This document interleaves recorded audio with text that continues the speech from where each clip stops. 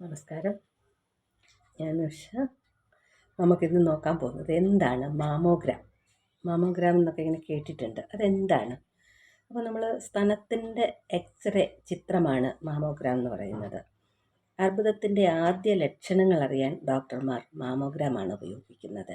40 വയസ്സ് കഴിഞ്ഞ സ്ത്രീകൾ 2 വർഷത്തിലൊരിക്കൽ മാമോഗ്രാം ചെയ്യണമെന്നാണ് വിദഗ്ധരുടെ ശുപാർശ. മാമോഗ്രാം എടുക്കാൻ ഏകദേശം 10 മിനിറ്റാണ് എടുക്കുന്നത്. സ്തനാർബുദ സാധ്യത കൂടുതലുള്ളവർ കുടുംബത്തിലെ ഏറ്റവും കുറഞ്ഞ പ്രായത്തിൽ സ്തനാർബുദം കണ്ടെത്തിയവരുടെ പ്രായം ശ്രദ്ധിക്കണം.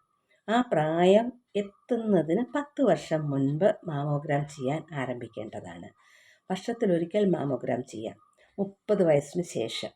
സ്ക്രീനിങ് മാമോഗ്രാം 40-ന് ശേഷമേ ചെയ്യേണ്ടതുള്ളൂ. ശ്രദ്ധിക്കേണ്ടത്, ആർത്തവം വരുന്നതിന് മുൻപുള്ള ആഴ്ചയോ ആർത്തവ സമയത്തോ മാമോഗ്രാം ചെയ്യരുത്.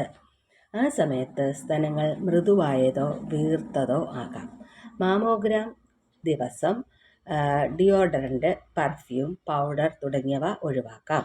അല്ലെങ്കിൽ അത് എക്സ്റേയിൽ വെളുത്ത പാടുകളായിട്ട് കാണപ്പെടും.